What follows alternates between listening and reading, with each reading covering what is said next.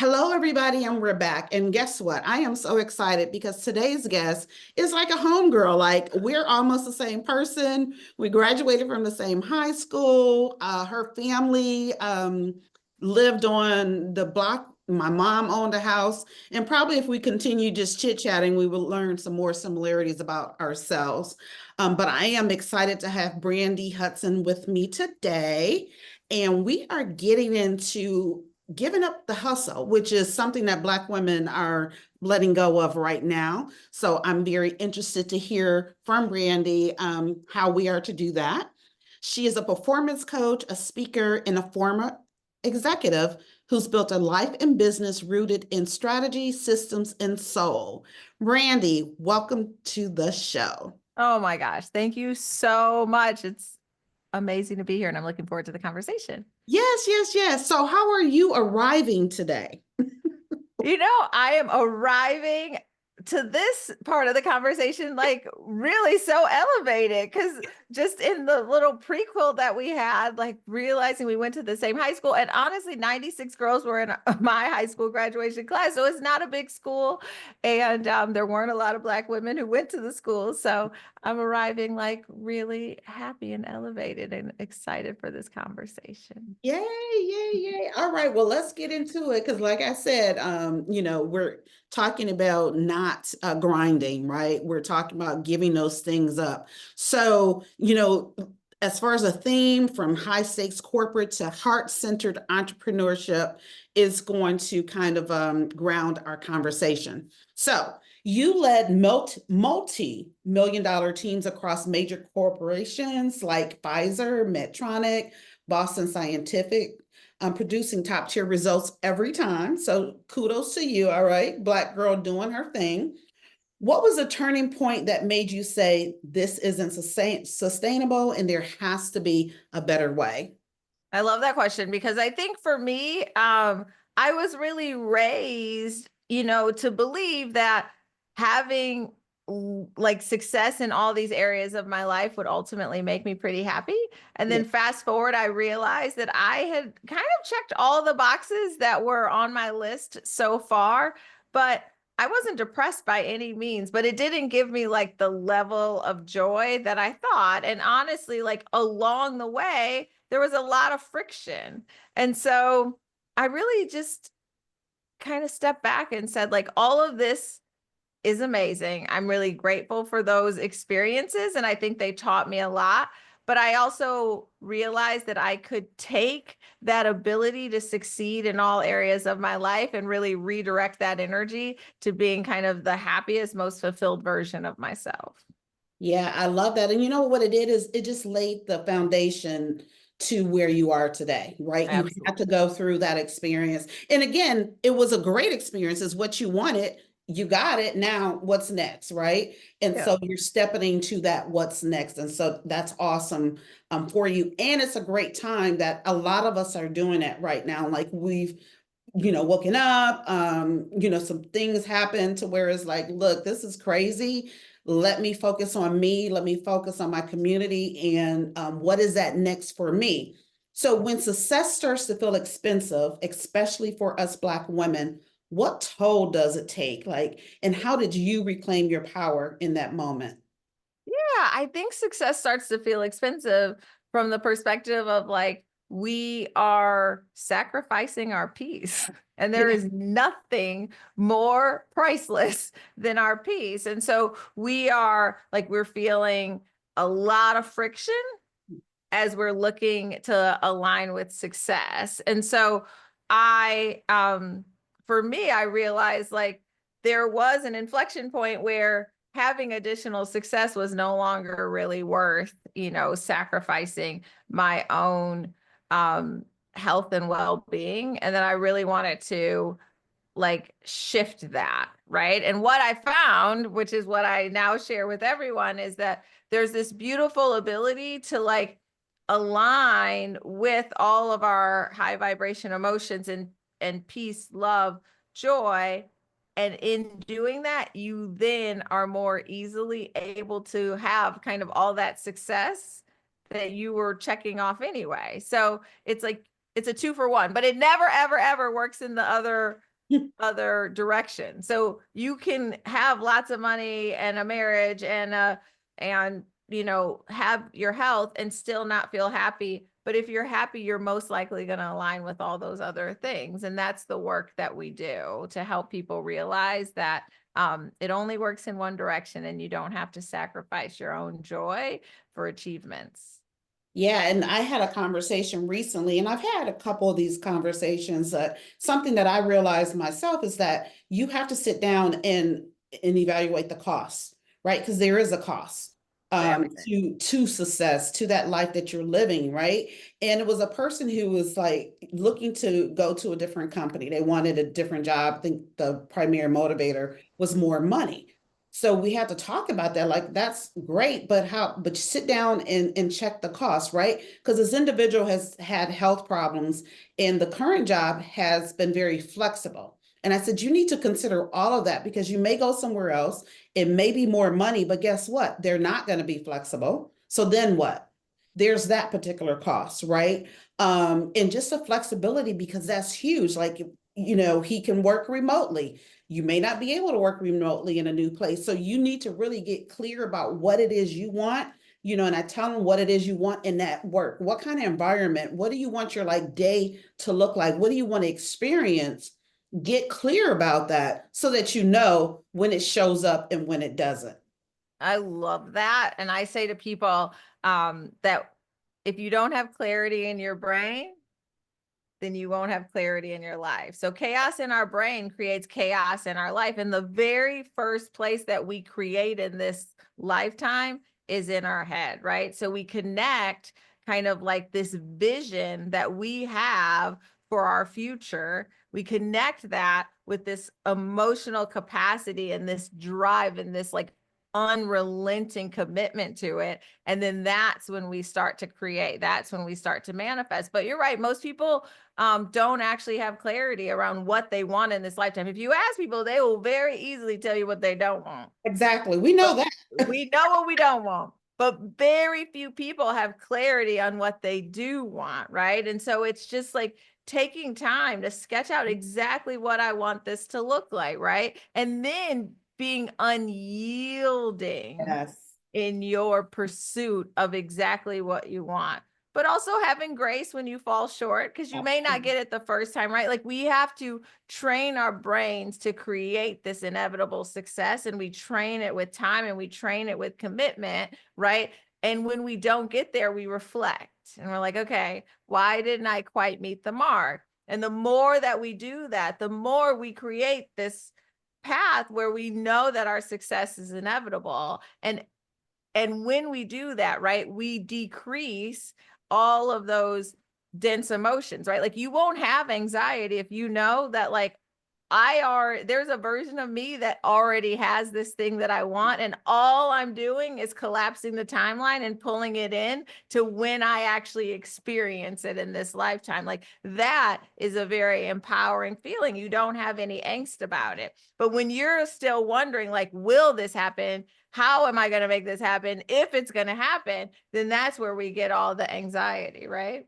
Absolutely. And so a couple things around that is the why, get clear about that, right? Now the how, you don't have to be dead set on that, right? That changes. Like you mentioned path, there's more than one path to get to that why. And so when you're aware of that and flexible with that, then things will happen for you. Another thing is what you were just talking about as far as those dimensions, if you will. I had a conversation with Cassandra Genifont a few weeks ago, and we talked about that because I told her this was earlier in March, and I said I'm supposed to be in Lisbon right now in Portugal, and for whatever reason I'm not. I chose, I didn't. Like, I want to be there. Like, travel is the number one way I live a dream lifestyle, but for whatever reason I'm not there. And so she started talking about like, well, think about your other self, right? Like, what is she doing there? Like, how is she enjoying herself and whatever, and to be able to help me to make a decision like, okay, cool, maybe I need to go ahead and get on a plane and head there. Haven't made it yet. It may happen in May, but we're going to get there.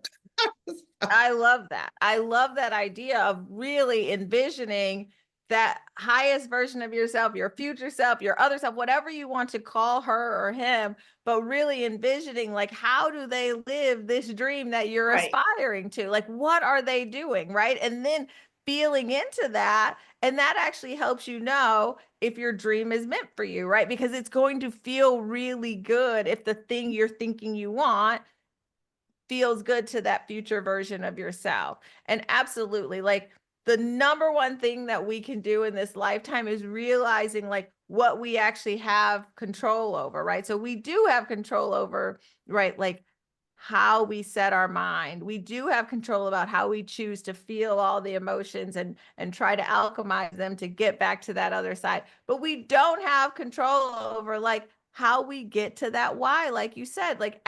I don't know. I live in this house that I really like knew was the house that was meant for me. Mm-hmm. But like I just let go of the time. And I always tell a funny Mm-hmm. story about how my realtor was like, well, you need to call the bank. You need to figure it out. And I was like, it's going to figure itself out. And he was like, what are you talking about, girl? You need to call the bank. And I said, no, because it's meant for me. And he was like, I literally thought I was crazy, but I was like, anything that is meant for me is going to align with me, not with force, not with, like trying to control the Mm-hmm. outcome, but just being and just Yeah. being, right? And taking Yeah. inspired action and listening, right? Like, so I take actions as I believe deeply in God, as God tells me how to take the next step. I just do that. I'm not like, hey, God, can you give me the house? And I'd like you to give it to me on this date and in this way. And, from this account, like none of that. And it's actually like very peaceful not to have to figure out all the steps if you really think about it. No, absolutely. And you're right. When we stop fighting or pushing, it comes to us. And I've had several of those moments recently to whereas, I was like really like trying to make something happen. And I said, you know what? Forget it. Like, I'm going to go on about my business. It's going to happen if and how it's supposed to. Right. And the more that I'm like fighting to try to bring it to me, I'm keeping something else from away. Yes. Yeah. And so we need to learn that and then just let it go. Again, like you said, something that you know is divinely for you is for you unless you get in the way. You're the one that would keep yourself from it. Exactly. We're the only ones keeping ourselves from our The dreams. only ones. The And so only this ones. this podcast is to empower Black women and women of color. And so when you made that shift, Yeah. what fears came up and what pulled you forward? Well, it's a little bit interesting. So I actually was in a place of privilege, I will acknowledge, where I didn't actually work for a little bit. So I took time. I didn't go straight from working in corporate America to having a coaching practice. I actually took time to really work on myself. And I said, like, I wanted to be the best version of me. And that was honestly my only goal. I didn't have an immediate goal to start a business. And kind of through that process of working with myself and on myself and aligning with who I'm meant to be in this lifetime, then it came up like, oh, the part of my career that I loved the most was like the mentoring and coaching of Mhm. other, especially Black women, but of all the employees that worked in my organizations. Right. And so I then shifted to starting a business. And yes, in those moments, I think so many fears come up, right? Like I am like, okay, I've had this really big successful career. Like, how do I translate that into a business? I think I had fears around like, oh, well, people think that like you went from an executive to a coach, and is that equally as important in the world? Like, so I had a lot of fears, right? Do I know how to do this? My dad had always kind of told me, and I love my dad, he's actually my best friend, but he's like, oh, I think you're just like meant to work in an organization and be the leader of other people's companies. Like, do you think you're really meant to be an entrepreneur? And that kind of like was in the back of my head, like, am I an entrepreneur, or am I like a corporate woman executive? So I could go on. I Right. could go on. I had lots of fears that I was like navigating and doing the work, but I think what makes me good at what I do is that I have worked through all of these issues at some point. There's very rarely something comes up with a client where I'm like, oh, I have never done that before. Like I'm right. So not only have I worked with it, but I feel like I've resolved so many of these things. And then I can help people, I can hold space in a way. Because I do think there's real value in having a coach who actually has achieved the things that you're looking to achieve, who's actually navigated the things that you're looking to navigate. And that's oftentimes what I bring to people, like this kind of worldly success that many people are looking for. And then also this like peace and alignment that I've also found. No, absolutely. And I love that you did have the privilege, as you mentioned, to take that time, right, to focus on you. Because we don't do that enough. Like we go from one thing to another thing, and sometimes we're doing like 50 things at the same time. So we don't really pause, which is something that I focused on the last couple of years, is like pause, like take your time with it. Like we talked just a moment ago, don't push those things, don't try to force things, but be and exist and focus on yourself. Get to know you, get to know what it is that you want, your why, and what pushes and what motivates you and what drives you. Because for me, so when I retired, which today would have been my 25-year anniversary, so I'll throw that out. I love that. Yeah, and I've been retired for almost 3 years, but when I retired, it was kind of like, okay, now what? Right. And it was Yeah. that constant, like, okay, what am I going to do? Okay, I'm going to do this. And oh, yeah. Oh, you think I should do this as well? And it was all these things. And then I'm like, I really don't want to do any of those things.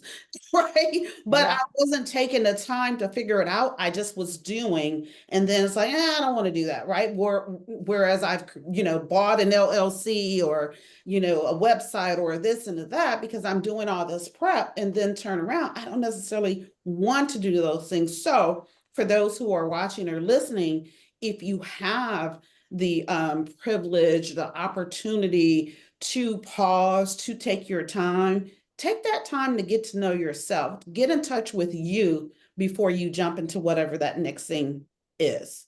I love that. I was texting with a girlfriend the other day and she texted me a quote and it was about kind of space and like what's in the space. And right, like what we know is like 99% of even our bodies is actually the space, right? Like we think of it as like being this like substance, but there's so much space. And, I'm always reminded that God is in that space, right? Like that's where we connect with our highest self, with source, with the all that is. And in that connection, in that space, right, we can hear ourselves, we can hear that voice, and then we can be much more clearly directed to where we're meant to go. So I love that space, right? And even if you don't have the privilege of like not working, right? Like I acknowledge that we all have the ability to take space, whether it be through meditation, through journaling, just like time with and for ourselves. It is a necessity that cannot be viewed as a privilege. Absolutely. So let's kind of get into like mastery over motivation. Okay. So you say your clients don't need motivation, they need mastery. And that's such a powerful distinction. What does mastery actually look like in practice? Yeah, I talked about it a little bit earlier, but I'd love to go deeper. In reality, right? Like mostly the people that I work with are kind of people like you, the people who've had these like long, successful careers, who've like gone to great schools, they've made lots of money, they're able to travel the world. And but they still feel like they're on this treadmill. They still feel like they're on a hamster wheel, right? And so mastery is about like, how do I know that my success is inevitable? And so I created a framework that I call the BASE framework. I call it BASE because I think it's foundational to living the life of your dreams, right? So the B is about what beliefs do you have, right? Like, do you believe deeply that you can align with all your dreams, right? And we have so many beliefs like more money, more problems. Money doesn't grow on trees. Like, oh, there's not enough Black men in the world. There's all these beliefs that we oftentimes say tongue in cheek, but we don't realize that they're actually shaping our reality, right?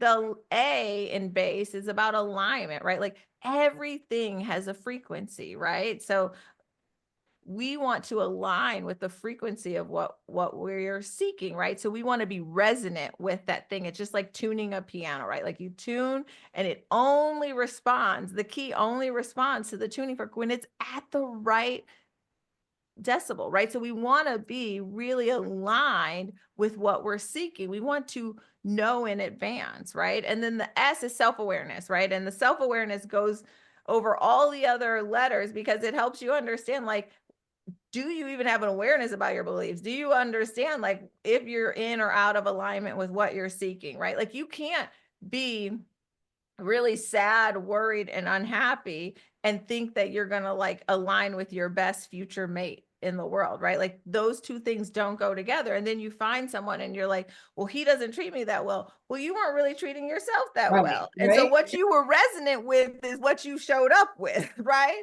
And so I once had a girlfriend who was like, all these guys are bums. And I was like, I love you to pieces, but you got to ask yourself why you keep attracting the bums, because they actually aren't all bums. Right. But that's what you're attracting because that's what you're resonant with. Mm. P.S. She's married to an amazing man now. And then the E is about emotional resilience. So all of us have things that have happened in our lives that at a minimum cause us stress and at a maximum are very traumatic, right? And what we want to do is like really re-examine those things. Have we actually like navigated them fully? Have we felt the depth of emotions that they cause for us so that we can get to the other side? You cannot get to the other side if you don't deal with it. And have we extracted the wisdom of those moments? Because anything that happens to us is for us. It may not feel like it at the time, and I'm here to attest to that, but it actually is for us. And so our work is to take the wisdom and leave the dense emotions behind after we've processed them. And then we can move forward. And so once we have kind of this really strong mindset, right, our beliefs are in the right direction, we have this like high vibration, high frequency where we're resonant with all that we're seeking in the world. And we've developed this really strong emotional intelligence, then our success becomes inevitable. And that's mastery. And we can take that process and apply it to anything. We can apply it to our health and well-being. We can apply it to our relationships, romantic and platonic, and we can apply it to our career ability to make money, financial abundance. And we just rinse and repeat, right? And those four steps, the third one is kind of the self-awareness of the other three steps, but those steps are going to allow you to feel as though you can create at a high level in any area of your life. And that is the most powerful thing we can do in this lifetime. So when you're working with your clients and you're focused on your framework, where do they get stuck the most? I mean, I really do think everyone is different, but I think early on in our evolutionary process, everybody gets stuck on blaming somebody else for why they are the way they are. Yeah. And I always say, girl, that might be true, but it's not very helpful. It Right. doesn't matter what your mama did. It doesn't matter what your boss did. It doesn't matter that your husband don't take out the trash. Like all of those things are true. And there will always be bad actors in the world. There will always be bad actors. Our work is to create such boundaries that we aren't attracting those bad actors into our lives at a high level, right? So yes, those things may have happened to you, and you might have even done some things yourself that you're blaming yourself for, right?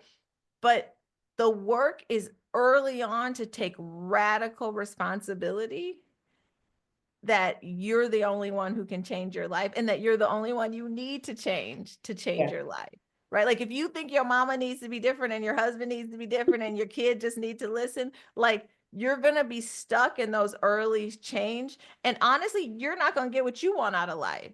I tell people all the time, like, most people can't change themselves for themselves. So you want them to change themselves for you. And that's Right. probably just like a lost proposition. So I think most people get stuck at the radical responsibility. And then the second thing people get stuck at is just being curious that life can be different. Mm. Right. So they think I've exhausted all the ways that my life could be different. And so they are just like, well, I've already done this and I've already done that. And it's like, well, you have to be curious that if you had the answers, your life would be different. So you don't have the answer. So let's explore new ways, right? So I think Tolstoy said, everybody, I'm going to get it wrong, but he basically said everybody wants change, but they don't want to change. And it's really like about, if you want a different outcome, you're going to have to change the inputs, and you're the input. Yes. And what we talked about and that work on ourselves, we go back to that, right? It's easier to say, well, if they, right, if they didn't, and so on and so forth, because it takes you away from self. Like we have this fear of tapping into ourselves, talking to ourselves, looking at ourselves in a mirror. Like we're trying to do everything but focus on ourselves. And I think, you know, you mentioned it about giving ourselves grace. We need to give ourselves grace. We need to forgive ourselves for the roles that we've played and continue to play. Know that it's okay. And just to really focus on, if you want this different thing, you're going to have to do something differently to get there. And that's really what it's 100%. about. Like it's in our power, right? We can do it. We just have to do it. We just have to do it. I We just love have that. And I love that you acknowledge that there can be fear there, right? And that's okay, right? Like we just face our fear one step at a Yep. time. Yeah. Yep. All right. So let's get into the pressure, the pivot, and the power. I like it. So you've been the only and the first more times than most. What did you learn about resilience, identity, and self-trust navigating those spaces? Yeah, I love that. I think one thing, there's a couple things I want to say about this actually. Like first, I think sometimes I really found maybe like a little too much joy in being the only. Like you're like, oh, I'm the first. It makes you feel very special. It makes you Yeah. feel very right. You're like, oh, there's only been, one person in this role. Or one time I remember I went for the CEO of I won't name the company, but it was a big company. We had a meeting and he announced that I had gotten this big promotion. And then I go upstairs and I'm late to the meeting with my direct supervisor, and my direct supervisor was like, oh, I promote you and you're late. Mm. And then a peer that I was walking with said, oh, well, it was like she was a unicorn because everyone stopped her walking up to the meeting, right? And you realize like in that space that you feel like so special. And then everyone started saying, oh, Brandi's a unicorn, Brandi's a unicorn. And so I realized two things. One, like you can't take yourself too seriously. Like we're forging a path really that so many people deserve to be a part of. And you want to just like stay grounded in that belief. And then also like we're all more similar than different. Like we take a lot of time focusing on the differences. And I remember the 8th grade version of myself wrote a poem about how similar people are and how much we want to distinguish ourselves. And I think if we spent more time and energy focusing on our similarities, like the world would be just a much better place. Absolutely. And, just this is a slight pivot, but that's why during the time of when George Floyd was murdered and we were having conversations, there were a lot of differences, right? And so my thing was humanize us to share those similarities, because some people, if they don't like have Black folk, if they don't spend time with Black folks outside of the workplace, they don't really know how it is. They don't really know the experiences that we have, and how something as simple as being cautious as a Black man on wearing a hoodie out in public, how we have to think about those things. So I'm definitely for the more that you know and connect with people, then you can see them differently and you can Exactly. connect with them better. And so I'm definitely for that. Get to know folks, right? That's why when I travel, I like to stay. Often I say the hood, but people have different thoughts of what they mean by that. I just mean where the folks are, right? Yeah. Like where the people are. I like Now to where all the hotels are. right, exactly, right. And then to go into the neighborhood and and connect, right? Get to know those spaces, because it just opens up your world as well. I agree. I used to say when I would work running these large ERGs, I would Mhm. always say that the number one way that we can help employees want to hire other employees is just create these relationships shifts, where people have to interact and interface with people that are different than them in any way, shape, or form. And you begin to have an appreciation. And we have that because we are forced as Black people to be around people different from us. And so we're always like taking it in. And Mhm. when we allow people to shift and be in a place where they are perhaps the minority, or at least just on equal footing, we grow so much. Absolutely. So let's talk about joy and rest. Okay. How have those become non-negotiables for you? And how do you help others shift into that energy? Yeah, I think that it goes back to what we said about space, right? Like in the space is actually that's where all the answers are, right? And so rest I equate with that space. So I offer to people that through rest you actually like move forward faster, right? So we want to slow down to speed up. We don't always have to think like from this hustle perspective that like the more time that we input, the better the output will be. That's just not true, right? And I think about joy from this perspective of like all that you are seeking, 100% of what you're seeking. If you keep pulling back the onion and asking yourself why, it's because you believe that it will make you happy. And so the more you can do things that act like, like align with your joy, the better off you'll be, right? Because that goes back to that alignment, that frequency, right? And everything in the world, people, money, plants, everything wants to be around joy and happy people. So you become an attractor, you become a super attractor when you are in those high vibration emotions, those like real light feeling emotions, because everything wants to surround them, wants to be surrounded by you. Yeah, and so it's ironic. My previous recording, we talked about joy and rest. We talked a lot about that. And joy is one of the things that I do encourage women to really focus on. Like when I retired, and I decided, well, I do want to coach around, helping other women live their dream lifestyles, which is something that I had decided that that's how I'm going to live, and I'm living that. And it wasn't about retire early. It was about spending more time doing joyful things. It was about getting to know what brings you joy and really tapping into that, until you're able to get to whatever that next thing is. So joy is huge. I love that. And I think it gets back to that clarity that we talked about earlier, like really understanding, like, where do I want to spend my time? Where do I feel like my cup is being full and filled? And where do I feel like it's being depleted? And like really differentiating those things and like opting into things that like fill your cup. Yeah. And so this next part, Okay. we're going to talk a little bit about filling your cup, if you will. So legacy, philanthropy, and the raise.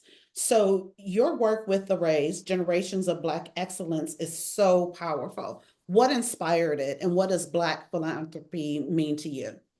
Yeah, I really think that we are at a shift in our time whereby Black people had traditionally done a lot of like grassroots organizing and things like that to impact our community. We're one of the biggest philanthropic communities around, and so much as we give like at a high level to our church, to our community, and oftentimes to our families more than other people do when we're successful. But I felt like we were at a point where we have accumulated a lot of wealth as Black individuals. And so the Raise Generations of Black Excellence is an organization I created at the University of Michigan, my alma mater. And it really is about bringing together, Black alums to support Black students, staff, and faculty. Because what we know that even these schools with huge endowments, most of that money is directed to what's important to the giver, right? And so I thought it was important to bring together alums who really wanted to support Black students, staff, and faculty in a way where they can really align with their dreams, but also where those students especially could see people in the community who would achieve many of the things that they aspire to do. And so for me, giving back is really about, because I still do believe fundamentally we all have to change our own lives, but giving back is about helping people see possibility. And that's why I deeply believe in philanthropy. Yeah, you have to see it to be it. I definitely believe that, right? although there are firsts, right? We've already talked about that, how you've been the first in a lot of situations. So still possible when you haven't, but it's easier when you are able to see it. So before we close, two final things. One, what do you want every high achieving Black woman listening to know about success and what it should feel like?